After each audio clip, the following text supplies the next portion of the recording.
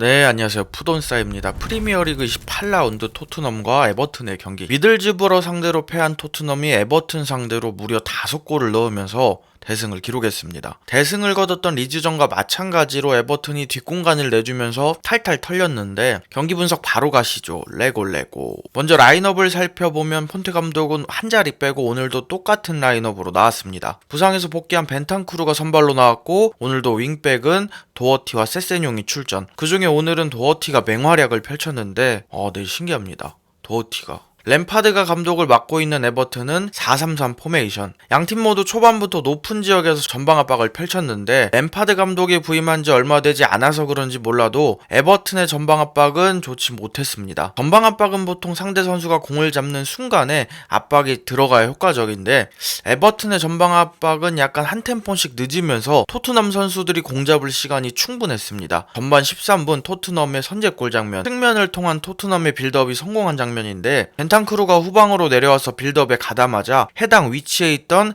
벤 데이비스가 올라갑니다. 콘테 감독의 전술 중 하나죠. 센터백의 공격 가담. 이후 벤탄쿠르 패스가 벤 데이비스한테 가고 벤 데이비스는 앞에 있는 세세뇽에게 스루 패스. 세세뇽이 아슬아슬하게 공을 살려내면서 크로스를 하는데 이게 골대 앞에서 킨이 걷어낸다는 게 그대로 자책골로 이어집니다. 아무래도 이 장면은 벤 데이비스가 좋은 타이밍에 공격적으로 움직인 부분이 유효했죠. 그리고 3분 뒤 손흥민 선수의 득점 장면. 이번에는 오른쪽 측면에서 빌드업이 성공하면서 나온 장면인데 케인이 하프 스페이스 공간 으로 움직이면서 숫자 싸움에 가담합니다. 로메로가 케인한테 주고 결국 케인이 수비들을 끌고 가면서 가운데로 패스 길이가 살짝 애매하면서 홀게이트가 처리하러 나오는데 클루셉스키가 먼저 터치하면서 스루 패스. 여기서 손흥민 선수는 볼 경합을 하는 게 아니라 클루셉스키를 믿고 수비 뒷공간으로 움직였습니다. 한 번의 터치 이후 간결하게 마무리하는 손흥민 선수. 홀게이트가 공을 처리하러 나오다가 생긴 공간을 손흥민 선수가 잘 공략했죠. 홀 셀레브레이션 이후 경기장에 날아온 물병을 던져주면서 따봉까지. 사실 많은 사람들이 클루셉스키 영입에 대해서 의문을 가졌는데 저 또한 마찬가지고요. 꼬박꼬박 스탯을 쌓아주면서 리그 기준 6경기에서 2골 3어시를 기록 중입니다. 그리고 36분에 토트넘이 전반에만 3번째 골을 넣습니다.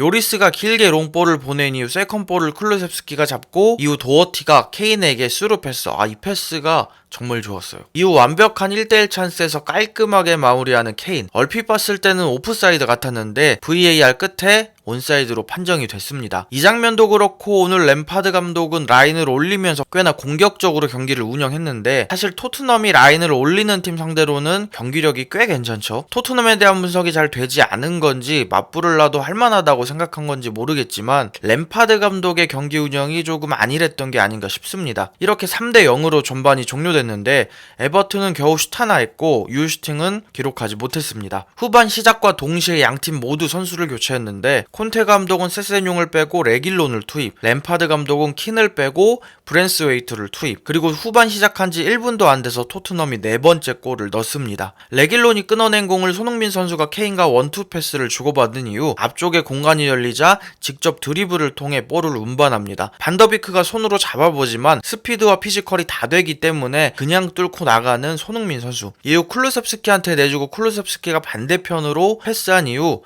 레길론의 마무리. 아주 이상적이고 깔끔한 카운터어택 과정이었죠. 이후 토트넘은 54분에 결국 5번째 골까지 넣습니다. 케인이 뒷공간을 공략하고 도어티가 패스를 하는데 뒤에서 날아오는 공을 케인이 그냥 마무리. 단순히 보면 케인과 도어티의 플레이가 빛나는 원더골 장면인데 자세히 살펴보면 알란이 케인을 잡고 있다가 홀게이트와 스위칭을 하는 과정에서 홀게이트가 순간적으로 케인을 놓치면서 케인이 프리하게 슛할 수 있는 상황이 발생했습니다. 이후 손흥민 선수는 65분에 베르바인과 교체가 됐는데 아무래도 다음 경기가 올드 트래포드 원정이고 여유가 있다 보니까 주전 선수들 체력 안배를 해주는 콘테 감독, 손흥민 선수뿐만 아니라 로메로도 산체스와 교체를 하면서 휴식을 줬습니다. 개인적으로 이른 시간에 손흥민 선수가 교체된 부분이 좋았던 게 손흥민 선수가 오늘 경기에서 득점은 했지만 사실 폼이 막 좋았다고 생각이 되진 않습니다. 찬스 상황에서 세세뇽을 줄까 고민하다가 고든한테 뺏기면서 찬스가 무산된 장면도 있었고 전반 27분에는 완벽한 1대1 찬스에서 픽포드 다리 사이를 노리다가 막히면서 빅찬스 미스를 기록했는데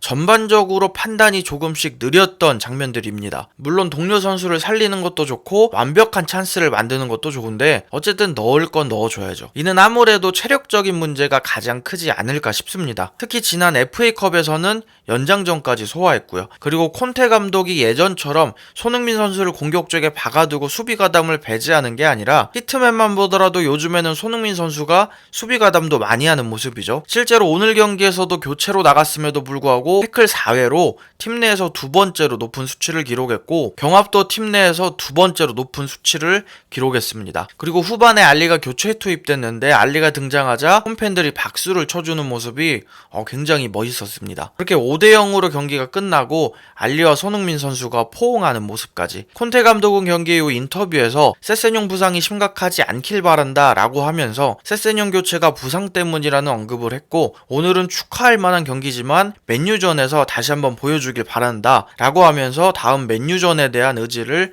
보여줬습니다. 토트넘의 다음 경기는 13일 새벽 2시 반 맨유와의 경기입니다. 승점 6점짜리 굉장히 중요한 경기죠. 부족한 영상 봐주셔서 감사합니다.